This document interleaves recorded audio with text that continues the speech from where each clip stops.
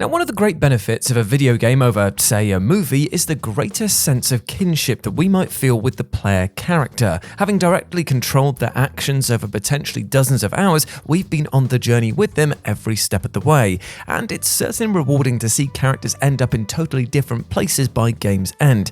Yet sometimes developers might take this to extremes that prove divisive, to say the least. So let's take a look at them. As I'm Jules, this is WhatCulture.com, and these are 10 video games that are totally different by the end.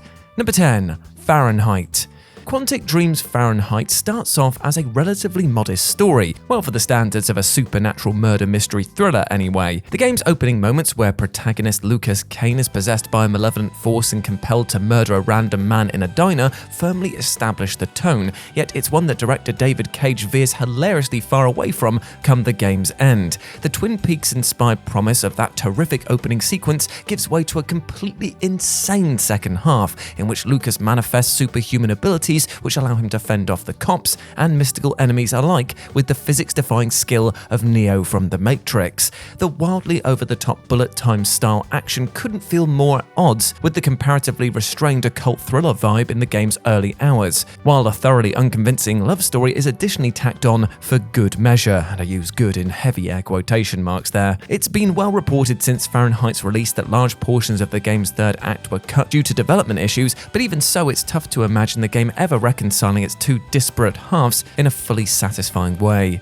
Number 9. Immortality. Sam Barlow's incredible new interactive entertainment Immortality tasks the player with scrubbing through live-action footage of missing actress Marissa Marcel from 3 different movies that were never officially released. At first, it seems that the game will be a relatively grounded mystery thriller like Barlow's 2 previous titles, Her Story and Telling Lies, yet eventually the player discovers that by scrubbing backwards through certain clips, they're able to view alternate hidden footage. These clips typically feature a man and/or woman who speak and act extremely cryptically, and through finding enough of these secret clips, it will make it apparent that the pair are in fact immortal beings whose existence predates humanity itself, and who use human hosts in order to effectively live forever. Basically, there's far more to the game and its scope than Marissa's disappearance, and though much of the story is kept ambiguous even by its end, it's ultimately implied that the player becomes the new host for the female being, the One. Who amongst us saw that coming when they sat down to play the game? Number 8. Call of Duty Black Ops 3.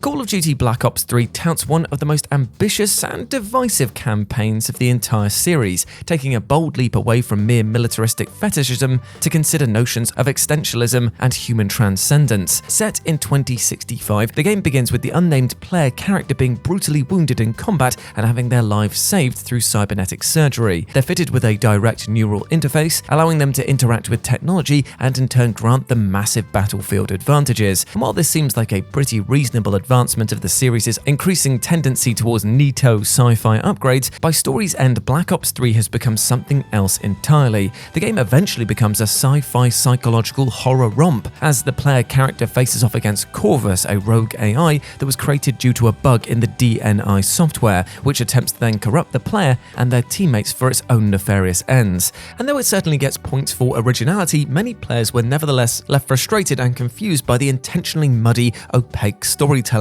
which ultimately left fans to figure out what was real and what wasn't for themselves. Still, for a campaign that could have easily just been a standard fare shooter with a nifty tech upgrade, it certainly, went places by the end.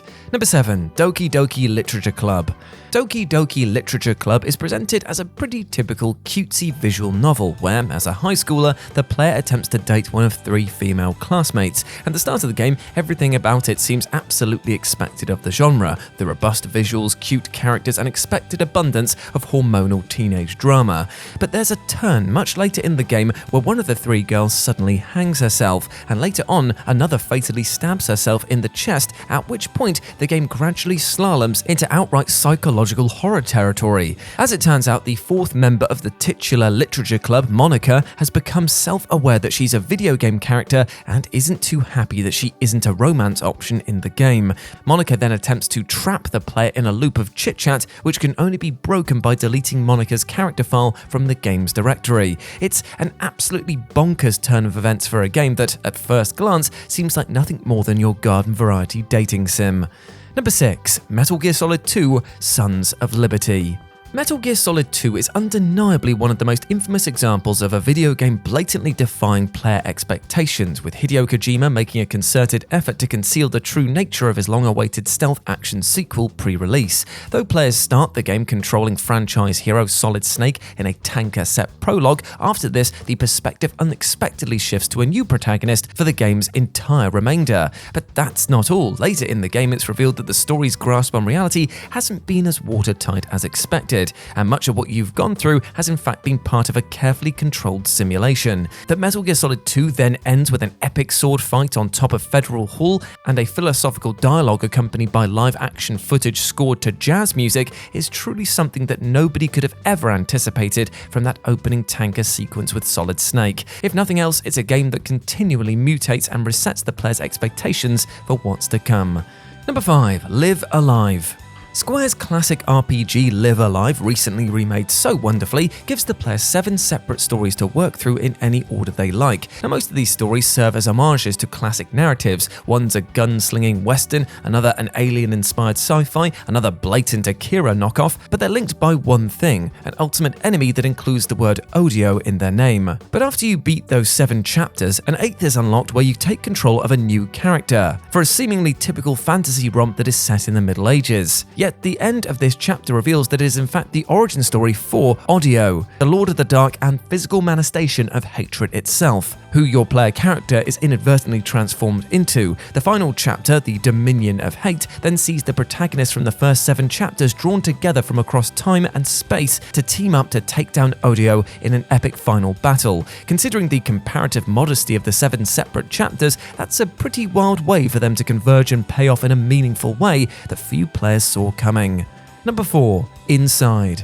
Playdead's Inside is an incredibly moody, seemingly minimalist puzzle platformer in which players control a young boy attempting to escape to safety in a terrifying, oppressive dystopian world. But not a single solitary soul could have anticipated where Inside would end up in its final stretch, as the boy then encounters the Huddle, a fleshy blob-like creature with countless seemingly human limbs sticking out of it. The boy is eventually pulled into the Huddle, at which point the player then takes control of it, staging a violent rampage through the containment facility until they're able to make a clumsy escape, tumble down a mountain, and stop at a sunny coastline. The end. Now, while it's conceivable that the boy may have somehow graduated onto sunnier pastures, did anyone have a sudden divergence into body horror on their bingo card? And yet, as shocking and as extra as it is, it doesn't feel jarringly out of place with the mood or style of the game at all.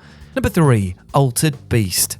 Now, Sega's famous or infamous 1988 arcade beat-em-up Altered Beast kicks off in ancient Greece as the player is charged with a quest by mighty Zeus himself to rescue Athena from Neph, the ruler of the underworld. The game's entire gimmick revolves around the player's ability to transform into powerful beasts such as werewolves and bears. And while it's hardly a great game, it is remembered with a certain fondness by a lot of gamers. Yet, how many among us even bothered to reach the end only to realize that the entire thing was way more of a farce than we ever believed? After Athena is saved and the day is won, the ending shows off a series of triumphant storyboards which, after a while, start to dissolve the fourth wall entirely. Eventually we see that Athena was simply wearing a blonde wig, the fabled transformations were nothing more than costumes, and the monsters were just mere props hanging on wires. With a movie clapperboard visible in the frame, it turns out that everything we've been playing was just a role in a film the entire time. The next shot even goes one step further by showing the cast and crew toasting beers to seemingly commemorate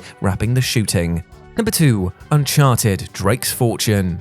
When the player first boots up Uncharted Drake's Fortune, it seems like a pretty familiar, if enjoyable, homage to both Indiana Jones and, by extension, its gaming forebear, Tomb Raider. But despite the frothy, larger-than-life globe-trotting action on offer, it stays relatively grounded for the most part. Well, that is until the game's 17th chapter, The Heart of the Vault, where Nathan Drake comes face-to-face with the Descendants, a horde of undead demonic creatures descended from Spanish colonists. While there were some sly hints throughout the game of more out-there horrors to come, it still feels so hilariously divorced from the comparatively quaint and breezy adventuring of the story's preceding hours. It's a stark tonal shift which left some fans understandably scratching their heads, though given the series' overarching inspiration from Indiana Jones, it's not entirely out of place either. And number 1, Star Ocean: Till the End of Time. For the bulk of its playtime, Star Ocean Till the End of Time appears to be a totally on-the-level entry into the hit RPG franchise, until the ending drops an absolute clanger of a twist, that being that the reality of the game has actually been an MMORPG-esque simulation called the Eternal Sphere, which was created by an advanced civilization. The twist remains massively divisive with the fanbase almost 20 years later, with many feeling that it came too far out of left field while failing to give the player sufficient time to take it in before the game then wrapped itself up. Furthermore, it's a creative decision that's boxed the franchise in ever since, with subsequent entries into the series basically forced to take place before this game due to its shocking climactic revelation. The ending admittedly has its fair share of defenders though, and certainly more so in recent years as meta storytelling has become more in vogue, but nobody expected such an insane fourth wall shattering twist when they started playing this game. And there we go, my friends. Those were 10 video games that are totally different by the end. I hope that you enjoyed that, and please let me know what you thought about it down in the comments section below. As always, I've been Jules. You can go follow me over on Twitter at RetroJ, but the O is a 0, or you can swing by Instagram where it's the same handle, and I hope to see you over there. As always, I've been Jules. You have been awesome. Never forget that, and I'll speak to you soon. Bye.